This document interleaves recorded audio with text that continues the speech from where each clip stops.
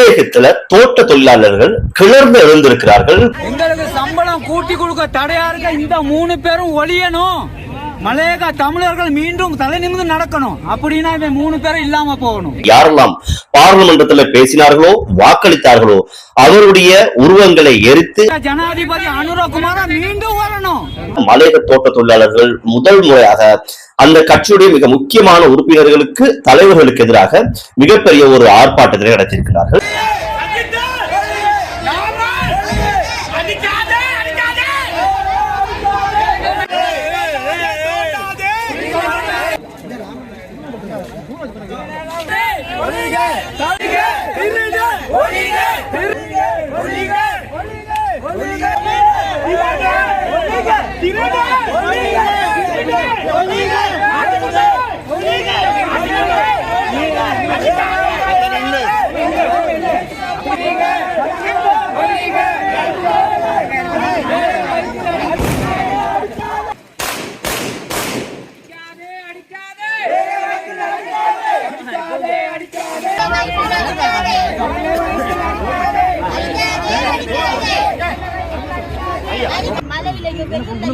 அட்டையில கடிப்பட்டு நாங்க உங்களுக்கு நாளைக்கு பிறகு எங்களுக்கு சம்பளத்துக்காக போராட்டம் ரோட்டோட அலைஞ்சு படுற கஷ்டத்தை உணர்ந்து எங்களுக்கு இந்த சம்பளத்தை கூட்டி கொடுத்துருக்காங்க.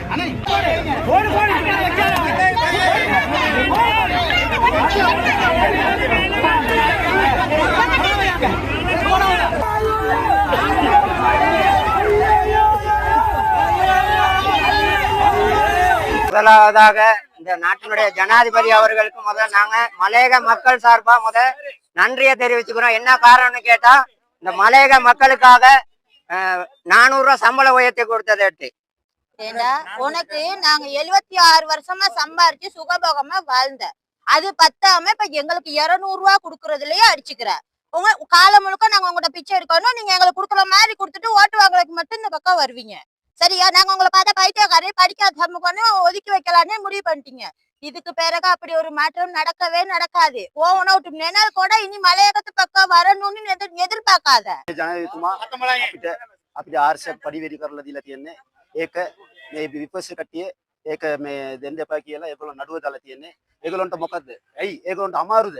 ඒගොල්ලෝ මේ නඩුව දාලා තියෙන්නේ. අපේ ජනාධිපති නායකයා අපිට අපේ මිනිස්සුන්ට පඩි 400ක් වැඩි කරලා තියෙන්නේ. ඒක මේගොල්ලෝ දෙන්න එපා කියලා තියෙන්නේ. ඒ මොකද